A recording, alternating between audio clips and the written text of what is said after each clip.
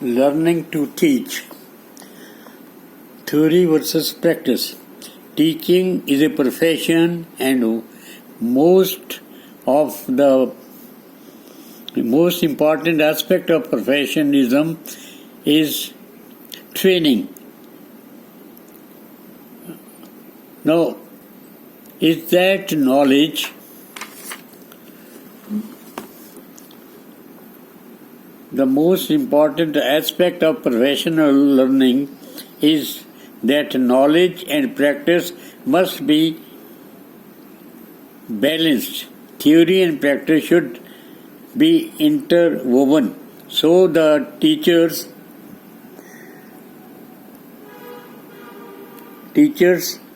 must learn how to teach, and the trainer who is interested with the task of training pre-service as well as in-service teachers most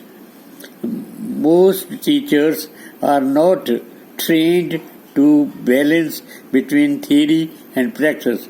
At the time of pre-service, they learn theory and practice separately. There is no link. Whatever is taught in theory is not practiced in the schools or in the training center. So in this way, both are separate, and there is no balance. There is no relevance between the what they learn as a theoretical part and what they are going to do while you join the service. So in this way, there is a gap between the theory and practice. They are not well interwoven. They think these two activities are independent and of each other, and there is no interaction or balance between the theory and the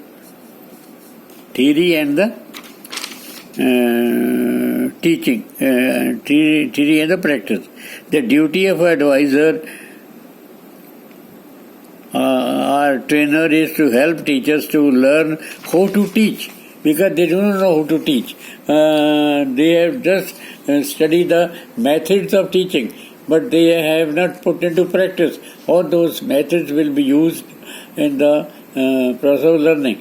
The main purpose of the trainer is to train them to learn how to teach.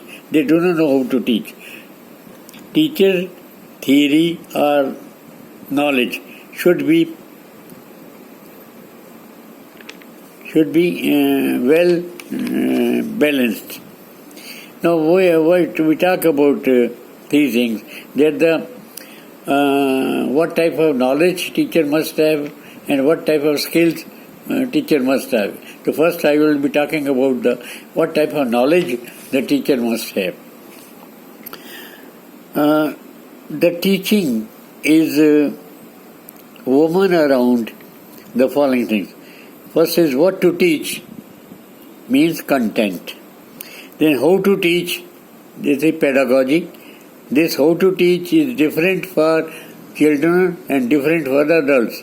So how to teach for children is known as pedagogy, and how to teach with to adults is known as andragogy. Where to teach as a curriculum, whether what activities will be performed inside the classroom, what practices or what activities we perform outside the classroom, in the library or in the playground or in the garden or in the fields. So this is they must know what is curriculum. Next is how to support teaching learning process. The support system they must know. What are the other things which help in realizing the goals of the teaching. Then 6 is to what result?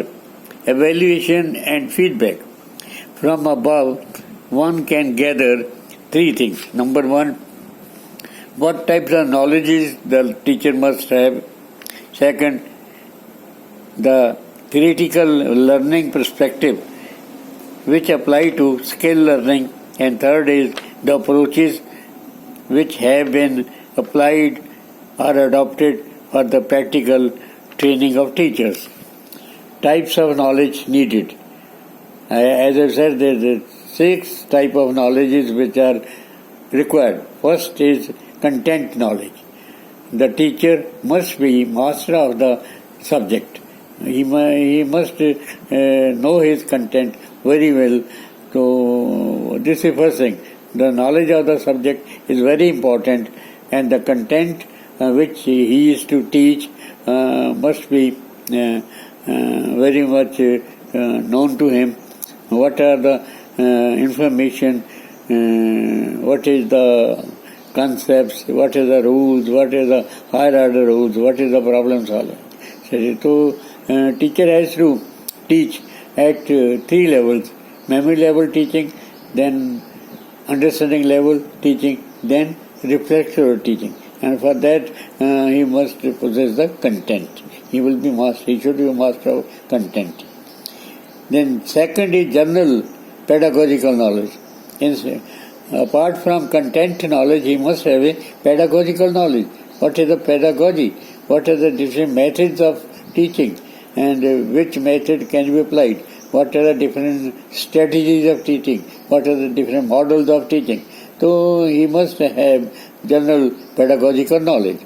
Third, curriculum knowledge. He must have the curriculum knowledge. What are the aims and objectives of the curriculum? What the practices are there in the curriculum? So he must have a curriculum knowledge.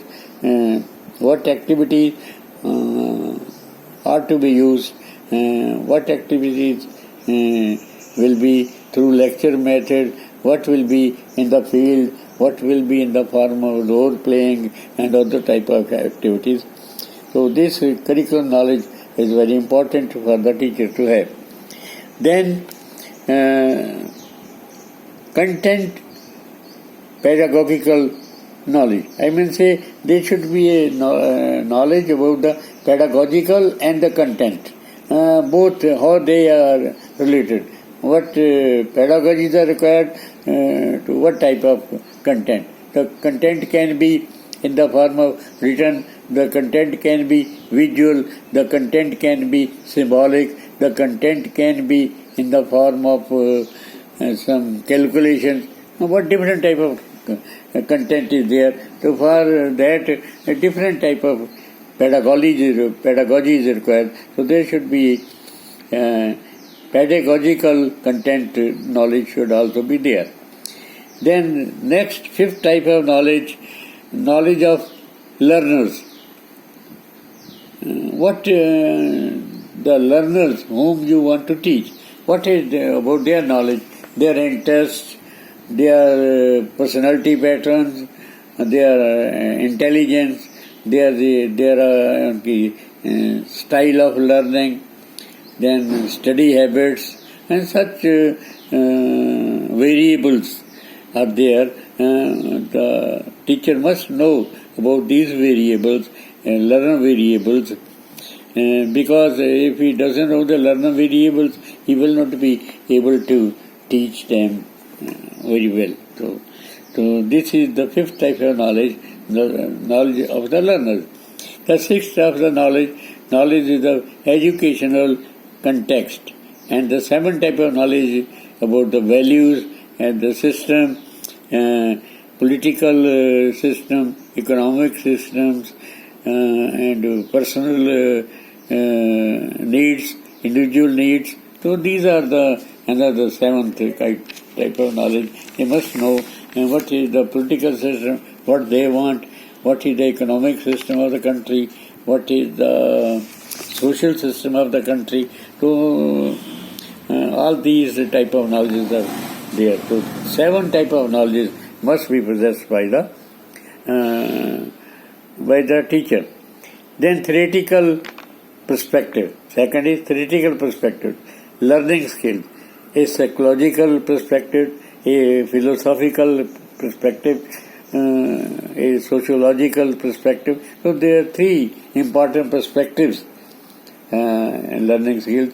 The psychological perspective, we keep in view the psychological things, we keep in view the philosophy behind education, we see social system behind the education. What type of society we want to make, what type of psychological principles to be used in the pedagogy, and what type of social system, social dynamics must be known to the teacher. So here in case of psychological perspective, one model has been given by Anderson, ACT model of the skill training. Anderson believed that 3 types of memory is involved in skill learning. What is short memory है, long term memory है, and procedural memory है. Short term memory is used to control minute to minute thoughts, such as memory is crucial for language comprehension. Then second is long term memory, or the declarative memory, which stresses rules and higher order rules for doing things to be used, which groups or assignments are to be given to different groups. So this is long-term memory which will be used at the time of teaching. So this is what we say long-term memory, which is stored in the form of certain information, certain formulas, certain rules, certain higher rules, certain problem strategies, certain cognitive strategies. So this is the known as long-term or declarative memory. And the third type of memory is a procedural memory, is that which helps in using stored information to actual classroom situations. The teacher is ready to use skills and knowledge without giving much thought. This institutes automation, knowledge of flow to perform an action in the supplied form without much thinking. I may say at that time procedural memory has to make decision on the spot. You have not time to think. So you must on the spot make thinking what are to be done, how is to be done. So this is the role of procedural memory in decision making and doing it. Long memory, when we work with the long memory, we are conscious. When we are doing with procedural memory, is that memory which we can do unconsciously, unconscious control, not from the rules related. There are 3 stages. One is cognitive stage, other is associative stage, and third is automation stage. Cognitive stage is the thinking, where you use the long-term memory, where you think before doing something. Associative means relational, what is related to each other, and the automated memory is through unconscious mind. We do it. Skill learning and expert behavior, the life cycle of approach. And there are 6 type of things. First is the novice. Novice means pre-service teacher who is getting training, short-term training. He is getting, so that is known as novice. He does not or she does not have any school teaching. He never taught in the school, and is very new. He has just got the training, and so that is known as a novice, new teacher, which is just recruited, which does not know the balance between the theory and the practice.